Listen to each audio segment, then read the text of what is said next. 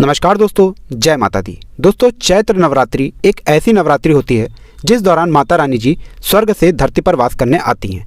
कहा जाता है कोई भी व्यक्ति अगर चैत्र नवरात्रि के दौरान थोड़ी सी भी पूजा साधना क्रिया कर ले, उसको साक्षात माता रानी जी का वो आशीर्वाद और वो वरदान मिल जाता है, जिसके बाद उस व्यक्ति के जीवन से हर दुख का नष्ट हो जाता है और उस व्यक्ति के जीवन की हर मनोकामना पूरी हो जाती है।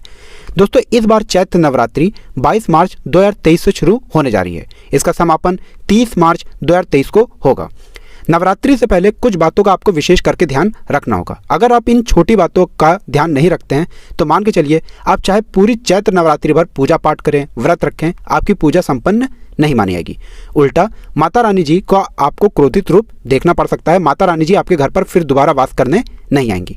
दोस्तों, एक बात का जरा ध्यान रखिएगा, साल में 4 नवरात्रियां पड़ती हैं। एक शारदा नवरात्रि, एक चैत्र नवरात्रि और 2 गुप्त नवरात्रि। और चारों नवरात्रियों पर कहा गया है हमारे धर्मशास्त्र में कि माता रानी जी अवश्य ही आपके घर पर वास करने आती हैं, आपके घर पर रुकती हैं और आपकी पूजा साधना क्रिया के अनुसार ही आपको तुरंत वरदान दे देती हैं।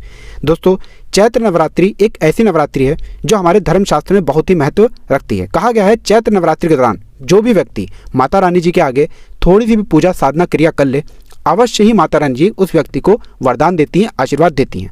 दोस्तों, कई लोग पूजा पाठ साधना क्रिया व्रत वगैरह करते हैं और पूरा नियम पूर्वक करते हैं, लेकिन फिर भी उनसे जाने अनजाने कुछ ऐसी गलतियां हो जाती हैं जिसकी वजह से उनको माता रानी जी का वरदान प्राप्त नहीं हो पाता है, आशीर्वाद नहीं मिल पाता है। क्योंकि दोस्तों, हमारे धर्मशास्त्र में एक बात साफ साफ कही गई है कि अगर आप पूजा पाठ नहीं करते हैं तो कोई दिक्कत की बात नहीं है, लेकिन अगर आप पूजा पाठ गलत विधि विधान से करते हैं तो आपको देवताओं का, देवियों का रुष्ट रूप देखना पड़ सकता है। और यही चैत्र नवरात्रि के दौरान कई लोग जाने अनजाने गलतियां कर जाते हैं। चैत्र नवरात्रि के दौरान कुछ ऐसी चीज़ें हैं जो आपको भूलकर भी नहीं करनी चाहिए, कुछ ऐसी चीज़ें जो आपको अपने घर से तुरंत ही हटा देना चाहिए, वरना अगर आप ये नहीं करते हैं तो आपको माता रानी जी का रुष्ट रूप देखना पड़ सकता है। ध्यान रखिएगा दोस्तों, चैत्र नवरात्रि के दौरान पूरे 9 के 9 दिन माता रानी जी आपके घर पर वास करती हैं। और चैत्र नवरात्रि के दौरान अगर आपने थोड़ी सी भी गलती कर दी तो माता रानी जी आपके घर से हमेशा हमेशा के लिए चली जाएंगी और आपके जीवन में कभी भी आपकी कोई भी मनोकामना पूरी नहीं हो पाएगी। इस वीडियो में हम आपको बताएंगे कि चैत्र नवरात्रि के दौरान ऐसी कौन सी चीज़ें हैं जो आपको नवरात्रि से पहले अवश्य ही अपने घर पर लेकर आ जाना चाहिए, ताकि माता रानी जी 9 के 9 दिन आपके घर पर वास करें और आपकी जो भी मनोकामना है, जो भी इच्छा है, वो अवश्य ही पूरी हो जाए, आपको माता रानी जी का वरदान मिले, आशीर्वाद मिले। और चैत्र नवरात्रि से पहले ऐसी कौन सी चीज़ें हैं जो आपको अपने घर से तुरंत ही हटा देना चाहिए, वरना माता रानी जी का आपको क्रोधित रूप देखना पड़ सकता है। दोस्तों, इस वीडियो को अपने ही नहीं अपने पूरे परिवार के भले के लिए लास्ट तक, अंत तक देखिएगा, क्योंकि चैत्र नवरात्रि के दौरान अगर आप थोड़ी सी भी पूजा पाठ साधना करते हैं, चाहे व्रत रखिए चाहे व्रत न रखिए, माता रानी जी का आपको वरदान मिलेगा, आशीर्वाद मिलेगा और आप अपने जीवन में बहुत ही तरक्की करेंगे, बहुत ही आगे जाएंगे, आपका हर दुख नष्ट हो जाएगा। बस आप लोगों से निवेदन है दोस्तों, वीडियो भगा भगा करके मत देखिएगा, क्योंकि अगर आपको ये बात ही नहीं पता होगी कि चैत्र नवरात्रि के दौरान कौन सी प्रक्रिया है, कौन सी पूजा है जो आपको करनी चाहिए, तो आपकी पूजा पाठ का आपको लाभ मिलेगा नहीं। अगर आप भी चाहते हैं कि माता रानी जी का आशीर्वाद आपको मिले, आप चाहते हैं माता रानी जी के आशीर्वाद से आपके जीवन में धन की वर्षा हो, कभी भी आपको धन की कमी ना हो, आपको कभी भी दुख का सामना ना करना पड़े, पूरी श्रद्धा और पूरे विश्वास के साथ इस वीडियो को लाइक कर दीजिए और कमेंट बॉक्स में लिख दीजिए जय माता दी, जय माता रानी। और दोस्तों, एक काम कीजिएगा, अपनी राशि कमेंट बॉक्स में अवश्य ही डाल दीजिएगा, ताकि आपकी राशि के अनुसार हमको कोई ऐसा उपाय पता चले जिससे आपको चैत्र नवरात्रि के दौरान कोई फायदा पहुंच सकता है, तो वो हम आपको रिप्लाई के माध्यम से आपके कमेंट पर आकर के आपको बता देंगे। इसलिए अभी तक आपने वीडियो को लाइक नहीं किया है, वीडियो को लाइक कर दीजिए और कमेंट बॉक्स में जय माता दी और जय माता रानी लिखना मत भूलिएगा। तो दोस्तों, सबसे पहले तो आपको हम ये बता दें कि चैत्र नवरात्रि के दौरान कुछ ऐसी चीज़ें हैं जो आपको अपने घर पर अवश्य ही लेकर के आनी चाहिए। इनके बिना आपकी जो पूजा है वो अधूरी मानी जाएगी। कहा जाता है दोस्तों, चैत्र नवरात्रि के दौरान सबसे पहले जो आपको अपने घर पर लेकर के आना है वह है घंटी।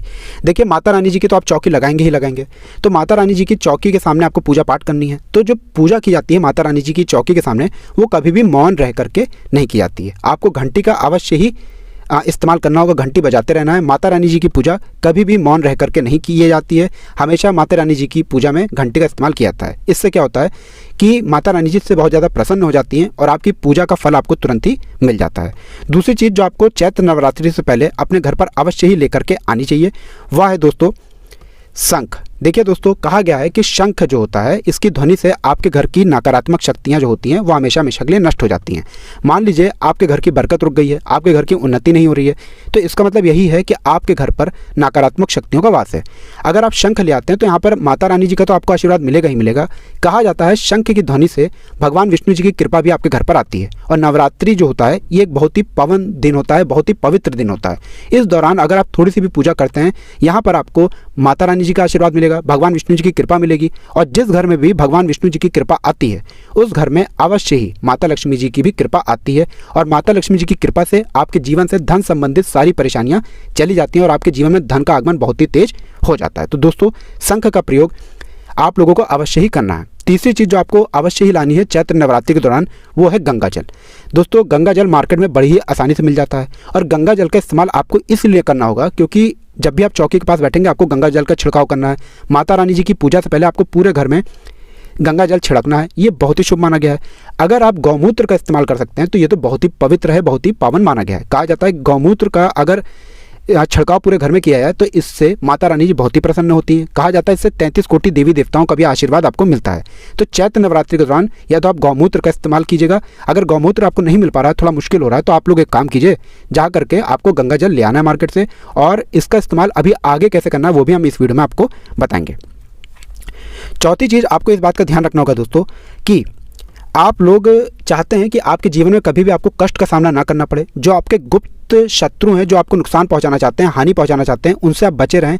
कोई व्यक्ति अगर आपके ऊपर काला जादू, काली विद्या, काला तंत्र करवाना चाहता है, उसका असर आप पे ना हो, त्रिशूल जरूर ले आइएगा। माता रानी जी की जो भी चौकी होगी वहाँ पर आपको एक त्रिशूल अर्पित कर देना है। कहा जाता है कि चैत्र नवरात्रि के दौरान त्रिशूल अगर माता रानी जी को अर्पित किया जाए तो हमारे जो शत्रु हमारे पीछे पड़े होते हैं वो कभी भी हमारी तरफ आंख उठा करके नहीं देखते हैं, उल्टा वो घुटनों पर आ जाते हैं हमारे सामने। तो इस बात का आपको ध्यान रखना होगा। ये 4 चीज़ें आपको लेकर के आनी है। अब कौन सी चीज़ें हैं जो चैत्र नवरात्रि के दौरान आपको अपने घर से हटा देनी है, चलिए आपको बताते हैं। बस आपसे निवेदन है दोस्तों कि अभी तक आपने वीडियो को लाइक नहीं किया है, वीडियो को लाइक कर दीजिएगा। सबसे पहली चीज़ जो आपको अपने घर से हटा देनी है वो है अंडे और अंडे की ट्रे। दोस्तों, अंडे जो हैं वो लगभग बहुत से हिंदुओं के घर में इस्तेमाल होते हैं, लेकिन बहुत से लोग इसको अपवित्र मानते हैं। देखिए, वो अपनी अपनी सोच की बात है।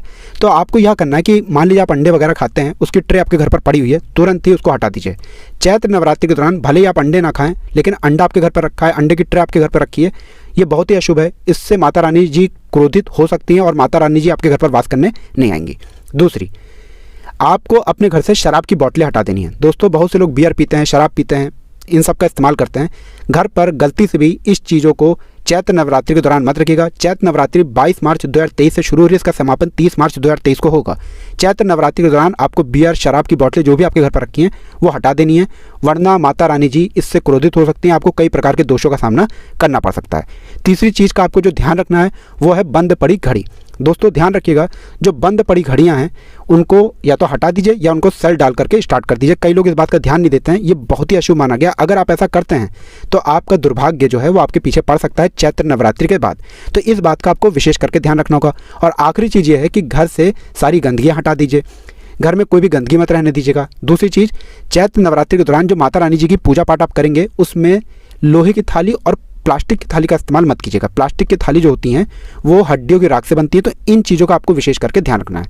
बस इन बातों का ध्यान रखिए और माता रानी जी का आपको आशीर्वाद मिलेगा। इस बात पे वीडियो लाइक कर दीजिए।